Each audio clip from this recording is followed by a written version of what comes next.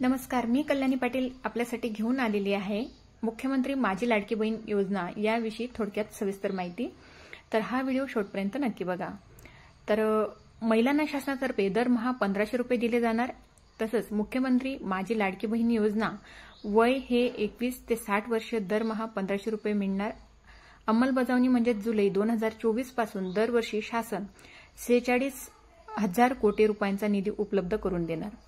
तसेच जे आवश्यक कागदपत्र लागणार होते ते म्हणजे माझी लाडकी बहीण योजनेसाठी आवश्यक कागदपत्रे सुरुवातीला आधार कार्ड, जात प्रमाणपत्र, मूळ निवासी प्रमाणपत्र, रेशन कार्ड, उत्पन्नाचा दाखला, बँकेचे पासबुक, मोबाईल क्रमांक आणि पासपोर्ट साईज फोटो हे कागदपत्र आपल्याला आवश्यक होती। त्यानंतर जो निर्णय आहे शासनाचा तो बदललेला आहे। तर आता कागदपत्रे कोणकोणते आवश्यक आहेत जेणेकरून आपलं खात्यामध्ये 1500 रुपये हे जमा होतील आणि आपल्याला माझी लाडकी बहीण योजनेचा लाभ मिळेल। तर चला तर मग बघूया आपण। तर माझी लाडकी बहीण योजनेसाठी जी सुरुवातीची कागदपत्र सांगितलेली होती तर ती आता बदललेली आहेत। आता जी नवीन कागदपत्रे आहे तर ती किती आणि कोणते लागतात ते आपण बघूया।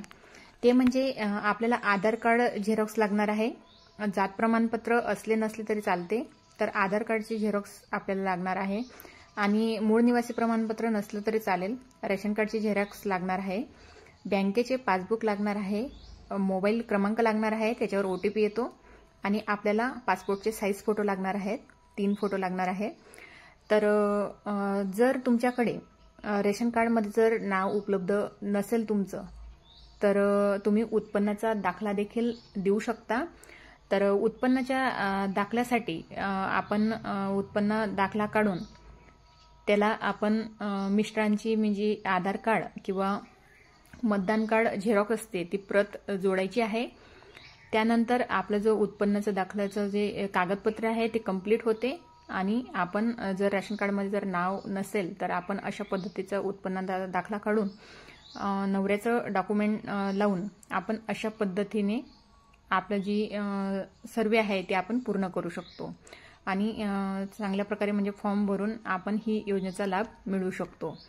तसंच दुसरा विषय म्हणजे जर आपलं बँकेचं पासबुक म्हणजे कोणतं असायला हवं, तर बँकेचे जे पासबुक आहे ते शासकीयच असायला हवे, जेणेकरून मग ते झिरो बजेट असेल, दुसरं असेल सेव्हिंग बँक असेल, कोणतेही असेल ते बँक चालू शकते।